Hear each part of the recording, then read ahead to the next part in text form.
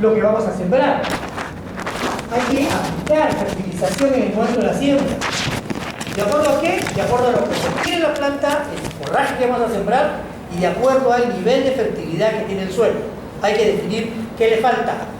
Y eso es lo que hay que fertilizar en el momento de la siembra.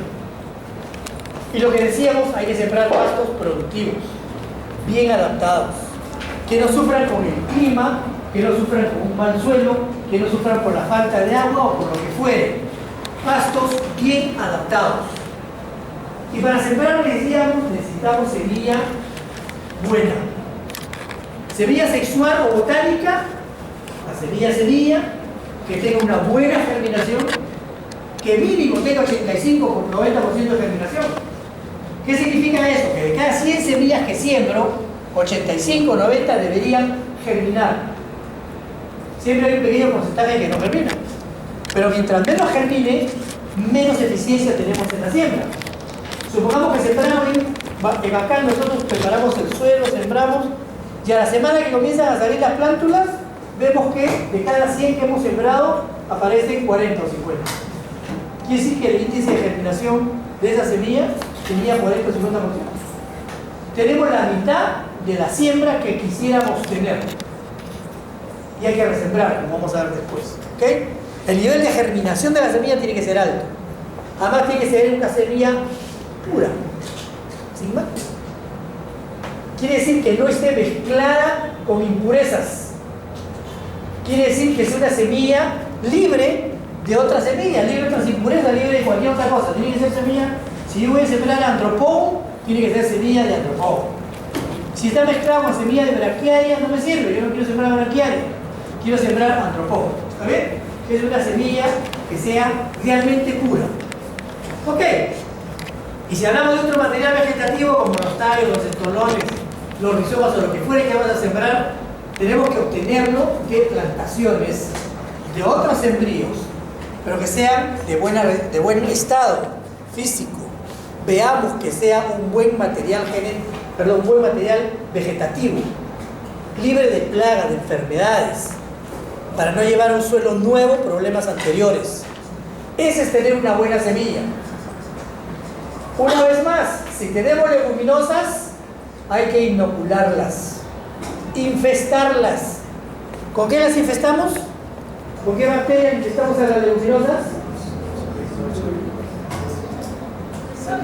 Eso no en el paso de una hora. Rizobio, ¿cierto? Ok, hay que inocularlas. Hay Rhizobium comercial también. Se consigue Rhizobium como nitrocultivos comerciales. O que venga la semilla de plantaciones antiguas, donde ya está contaminado con Rhizobium. Con tierra, se mezcla con tierra de las áreas donde vino la semilla que esté contaminada con Rhizobium. La semilla, y esto es muy importante, solamente deben cubrirse ligeramente. No deben sembrarse muy profundamente. Deben tener una profundidad de siembra de 1 centímetro, centímetro y medio, no más. Después vamos a ver por qué con más claridad, pero ahora les digo que si la semilla la siembran muy profundamente, no va a tener tiempo de la plántula salir a la superficie. Puede germinar, pero germina dentro de la tierra. Y va a salir la plántula en base a las reservas que tiene la semilla.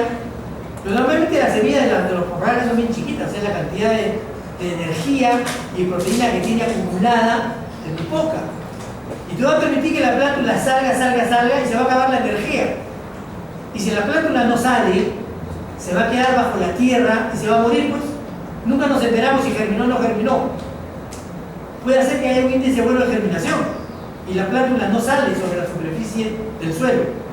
¿Por qué? Porque la sembramos muy profunda. No le dimos el tiempo suficiente por la profundidad para que saliera a la superficie. ¿Okay? Entonces no hay que sembrar a más de 1 centímetro o a centímetro y medio. ¿De acuerdo? Usar riego. Obviamente, si estamos sembrando un pasto, es un pasto cultivado. No siempre los pastos naturales no se siembran, ¿cierto? Y el pasto cultivado, sabemos que tenemos que manejarlo con riego. Si no tenemos riego, no sembramos pasto cultivado. ¿Sabemos? O podemos ahorrarnos el riego y sembrar el pasto en época de lluvias. ¿Y en qué época de lluvias? Al inicio de la lluvia, si trabajamos semilla sexual o botánica. Y cuando las lluvias ya están avanzadas o ya están fuertes con material vegetativo. ¿Por qué al inicio de la lluvia con semilla botánica? Porque si la tenemos sembrada a 1 centímetro del suelo, con solo una capa superficial muy delgadita encima, viene la lluvia y se la van a sacar a la superficie. Una lluvia fuerte la va a afectar. ¿Ok? Entonces, inclusive es mejor sembrar con el terreno húmedo y ojalá que ese día lo llevamos. Ok, ¿qué más? El establecimiento de pasturas no es solamente la siembra. Se siembra y hay que esperar que germine, que emerja, que crezca y vamos a tener esa pastura establecida 6, 7, 8 meses después de que se sembró. ¿Está bien? Recién ahí termina el establecimiento de la pastura. En tanto que tal, hay que cuidarla, no solamente hay que sembrarla, hay que resembrar, hay que deshiervar, controlar las malas hierbas, fertilizar, regar, hacer todo lo necesario para que 8 meses después tengamos un lindo pasto para meterle la vaca para que se lo coma. ¿De acuerdo? Ahí recién termina el establecimiento de la pastura. ¿Alguna pregunta? ¿Ninguna duda? Muy bueno. ¿Está claro esta introducción para el establecimiento de pastura? Bien.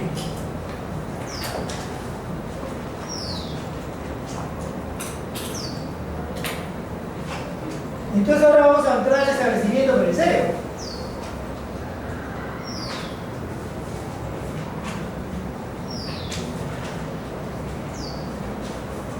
Ok. Decíamos que en el proceso de establecimiento tenemos que trabajar el terreno. Primero, obviamente, hay que elegir el terreno. Análisis de suelo. Definir, de acuerdo a la capacidad de uso mayor de los suelos, si ese suelo es apto para sembrar pastos. Voy a tomar una foto así. Te lo voy a enseñar después. Siéntate bien. Tú buscas el sueño. Pones así, te acomodas, lo tuvieras en tu cama. Entonces, tenemos que conocer bien el tipo de suelo que tenemos, ¿cierto? Porque hay pastos que tienen la preferencia o la soportabilidad de cierto tipo de suelos. ¿Ok? Va a depender de cuánto va a durar la pastura para ser implantada, de la disponibilidad de agua. ¿Cuál es la capacidad hídrica que tiene ese suelo? Tenemos que conocerlo. ¿Cuál es su capacidad de retención de agua? Si vamos a sembrar leguminosa, de repente ese suelo tiene mucha capacidad de campo. ¿Se acuerdan de ese término? O sea, hay mucha capacidad hídrica, ¿cierto? ¿Qué cosa es capacidad hídrica?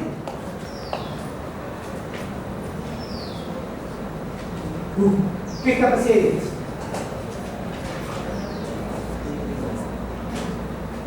Vamos a preguntarle por el examen.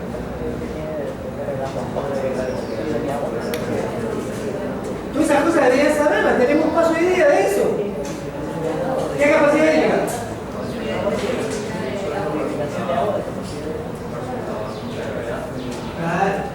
Es la capacidad de retención de agua que tiene ese suelo, la retención de agua capilar que tiene ese suelo contra el sentido de la gravedad, ¿cierto? Y esa es la cantidad de agua que decíamos nos interesa porque está disponible para que las raíces la tomen y para que pueda crecer la planta, ¿cierto? Entonces, pero si es una capacidad hídrica muy alta, no le cae bien a la leguminosa, porque la leguminosa no quiere un suelo con mucha retención de agua, ¿cierto? Entonces tenemos que definir bien el terreno donde vamos a sembrar. Si son campos nuevos, si son campos que han descansado 7 años, por ejemplo, después de una actividad agrícola, que es un suelo recuperado, si es un suelo agotado, si es un suelo que está ya en estado de degradación, tenemos que conocerlo, ¿cierto? Ok. Hay un concepto de nivelación de terreno que lo mencionamos, aunque no es tan importante cuando se habla de pasturas. Cuando se habla de actividad agrícola, es fundamental esa nivelación del terreno, que normalmente se hace con maquinaria, y eso para tener el terreno lo más plano posible.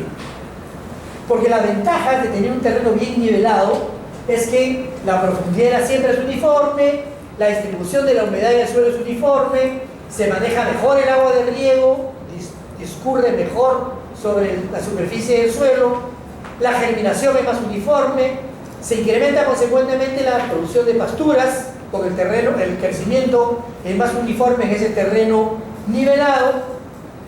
Sin embargo, no es recomendable, en principio, hacer un gran movimiento de tierras. ¿Ok? No se recomienda más del 12-15% de tierra de volumen movido, porque se puede remover demasiado la capa superficial, es una de las desventajas. Y dicen los expertos en suelos, los suelólogos, que tampoco vale la pena mover menos del 5% de la tierra con sin tierra y maquinaria. Al hacer un trabajo muy ligero, no es conveniente. ¿Ok? Y hay una serie de desventajas de hacer la nivelación del terreno. Hay un desplazamiento de la tierra de cultivo, sobre todo en la capa superficial del suelo, del horizonte superficial, que puede ser un horizonte rico, y entonces cuando se hace una nivelación del terreno, puede perder la fertilidad de ese suelo. Sobre todo si son suelos superficiales, o si son suelos pobres, gastados. Además de que el costo es un costo de inversión, ¿no?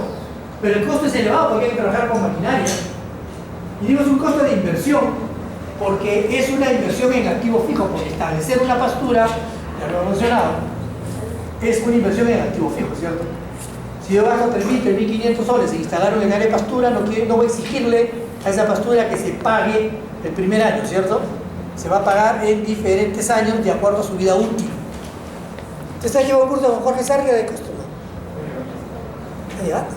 Él le va a hablar de eso, de la durabilidad de la vida útil y de cómo se amortiza o deprecia un bien en activo fijo.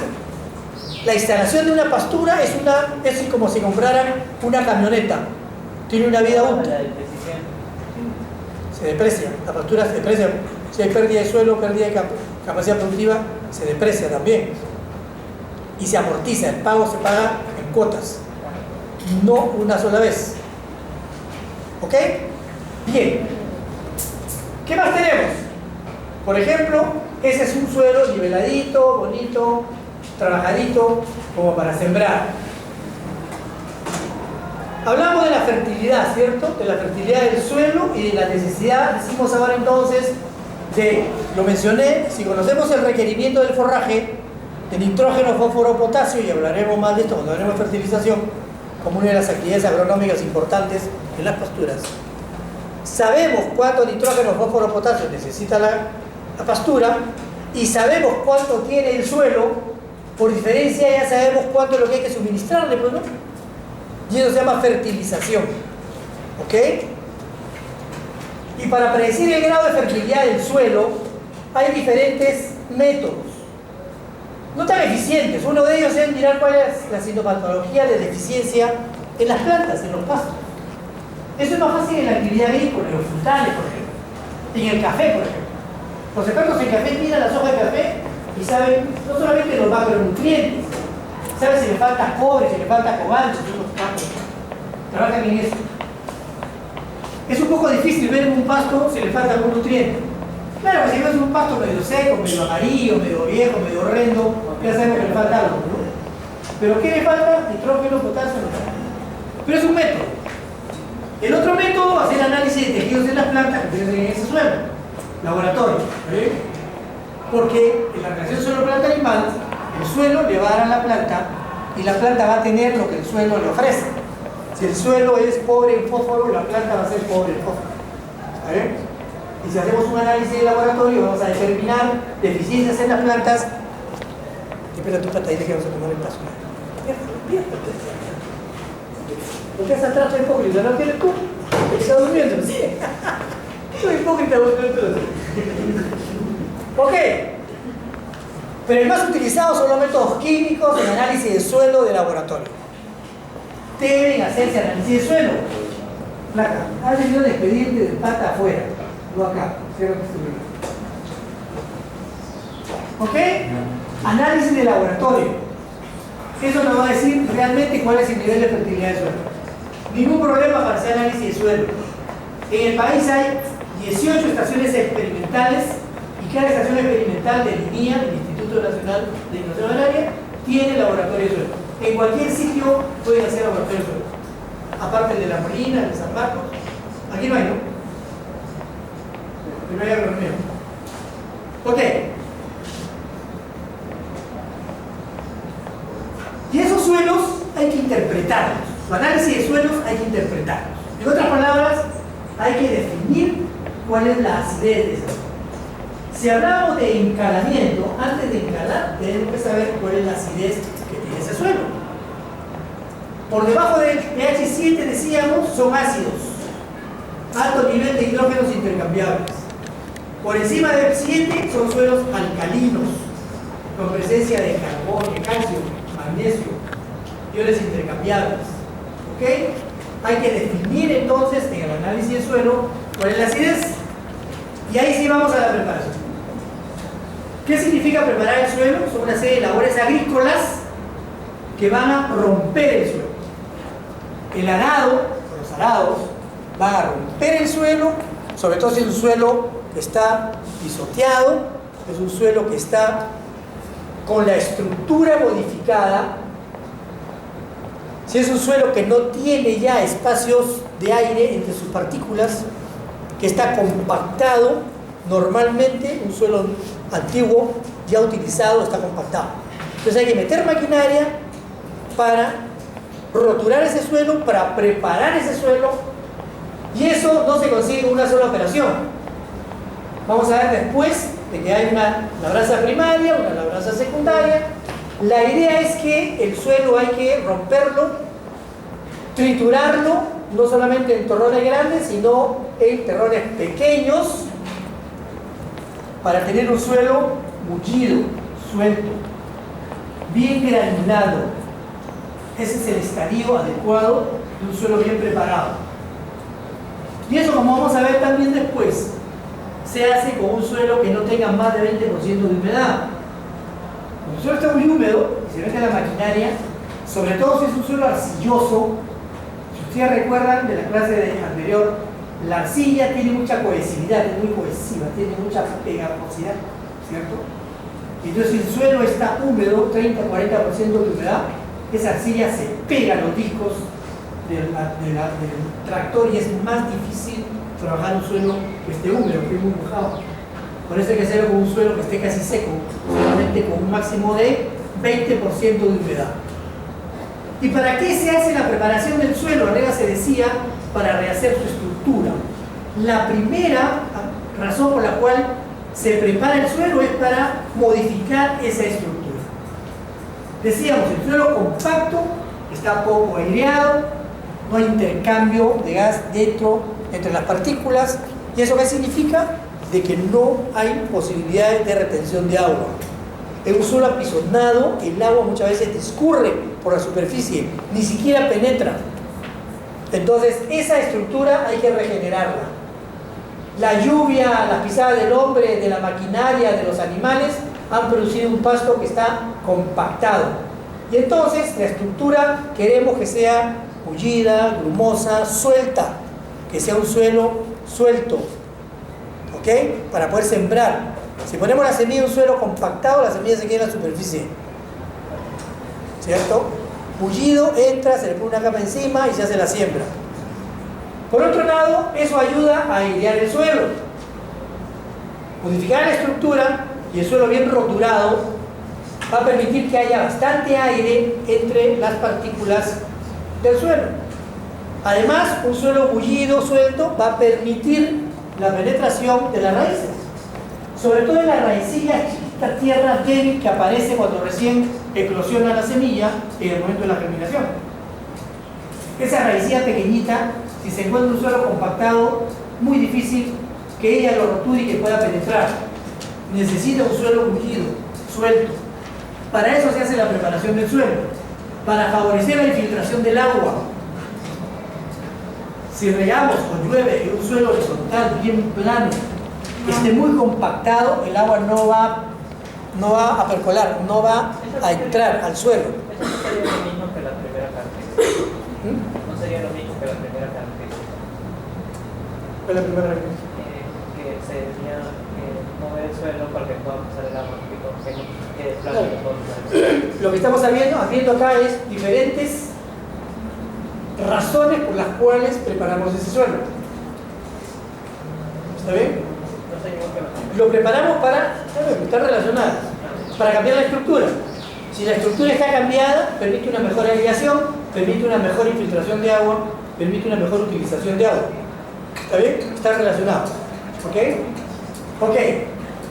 Otra razón es que nos permite limpiar el suelo de malezas. Si tenemos un suelo invadido de malezas y lo queremos recuperar y volver a sembrar pasto, le metemos tractor y lo que estamos haciendo es rompiendo las malezas, introduciéndolas, incorporándolas al suelo como un abono vegetal. Cuidando, tenemos después también cuando leemos las malezas, cuidando de que las malezas no estén semilladas. Pues están con la semilla de la maleza, lo que estamos haciendo es incorporando semilla de mala hierba en el momento de la siembra. ¿Okay? Pero puede servir para limpiar de malezas del suelo. Para enterrar los fertilizantes o abonos que se apliquen utilizando la granada o la rastra, al momento de preparar el suelo, se puede incorporar los fertilizantes, permite incrementar el espesor del suelo, o sea, el horizonte utilizable del suelo es mayor, más grueso, de mayor profundidad. Se puede controlar algunas plagas enterradas, sacándolas a la superficie. Ok, y sirve naturalmente para poder enterrar la semilla adecuadamente, a no más de 1 centímetro, centímetro y medio de profundidad. ¿Estamos claros? ¿Ninguna duda? Estas son algunas vistas de preparación del terreno. Cómo tienen que ir quedando los terrenos con maquinaria, suelto, mullido, bien preparado. Y para eso hay una serie de fases. Podemos hablar hasta de 4 fases para ver la preparación de las tierras para establecer pasos. Hay una preparación preliminar que se refiere a que el terreno es bueno que lo dejemos limpio del material verde de la biomasa que hay encima. Se puede incorporar con el tractor, ¿ok? Pero repito, si la maleza ya tiene la semilla, lo que hay que hacer es eliminar todo ese material. Se puede incorporar o no, pero hay que eliminar todo el material que está sobre la superficie del terreno. Se deja el terreno limpio para poder entrar a la labranza primaria. La labranza primaria se hace con un arado muy fuerte, de discos, de púas. Es la primera roturación del suelo. Y esa labranza primaria lo que va a dejar es un material muy grueso, demasiado grueso, terrones muy gruesos, lo vamos a ver después en alguna foto. Hay que entrar a la labranza secundaria con rastras, con púas o con discos más pequeños. 1 o 2 rastras cruzadas para desmenuzar esos terrones, para dejar la estructura mullida que queremos, suelta que queremos. Y eso se logra entonces con una labranza primaria y con una labranza secundaria. Para poder después de la labranza secundaria depositar esas semillas, vamos a ver después los métodos de siembra, superficialmente, o a veces con la segunda arada lo que se hace es tapar un poco la semilla, mezclarla un poco con la tierra a la semilla. En cuarto lugar, se habla de la aradura. Hay un concepto de aradura también que se relaciona a toda la preparación del terreno, pero principalmente se usa el término de aradura cuando se van a hacer surcos. Y vamos a ver que los pastos se pueden sembrar en surcos o se pueden sembrar en melgas anchas, franjas anchas.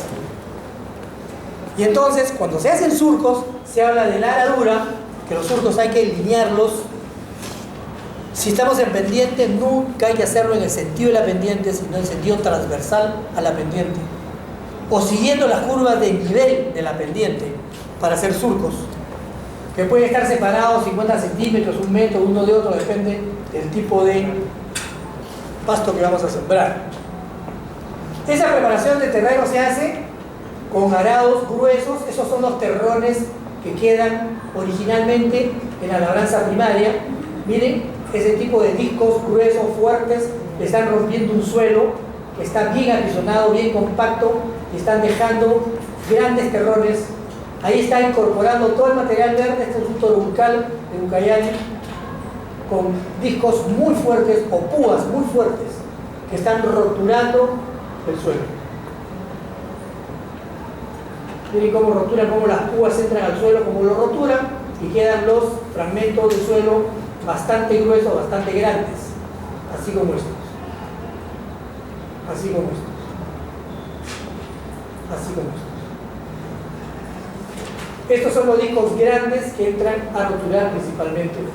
Se puede trabajar con yuntas de bueyes en áreas pequeñas, no tanto para pasto, más para actividad agrícola, pero si tiene que sembrar áreas pequeñas de pasto cultivado o de alfalfa, principalmente en la sierra, se trabaja con yuntas y con un arado de madera y de fierro, capó de fierro, que permite roturar.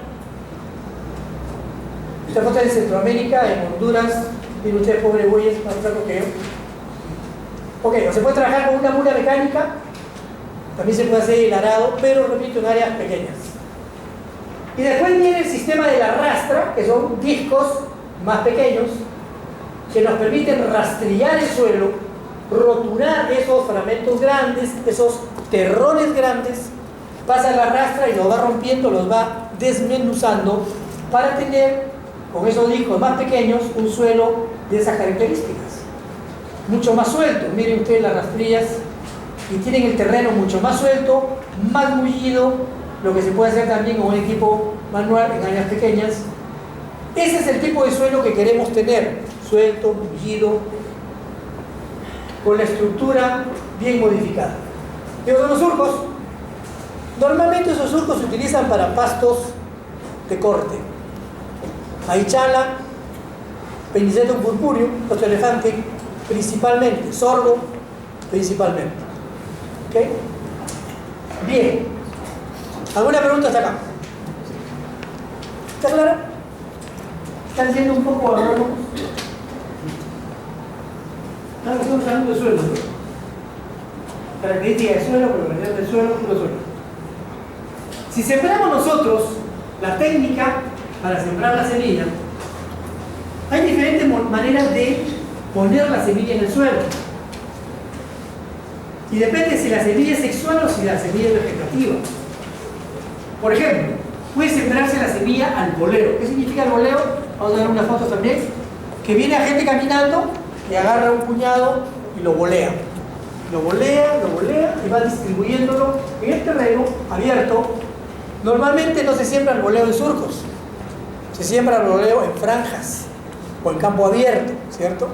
O se puede sembrar en los surcos o en franjas. Algunos se puede sembrar en surcos o en franjas, pero principalmente en franjas, ¿ok? Pero cuando hablamos de golpes o a chorro corrido, ahí sí normalmente trabajamos en surcos. ¿Qué significa en golpes? Viene el sembrador y comienza a caminar por los surcos y deja cada 10 o 15 centímetros una o dos o tres semillas. ¿Ok?